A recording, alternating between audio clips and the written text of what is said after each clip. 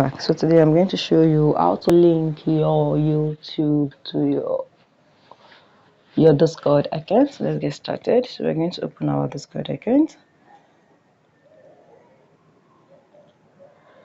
Okay. Now what we need to do is click on your U.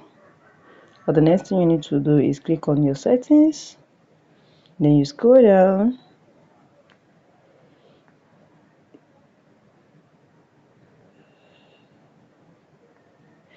Alright, sorry guys. Now click on connection. Once you click on connection, click on add. Once you click on add, you're going to see your YouTube. Just scroll down and see your YouTube. Click on YouTube.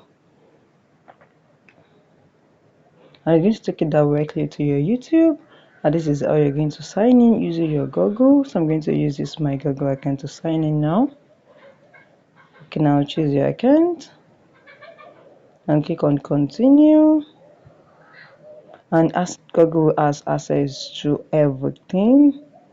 And this is it. So you're going to automatically connect our Discord and YouTube together very easily.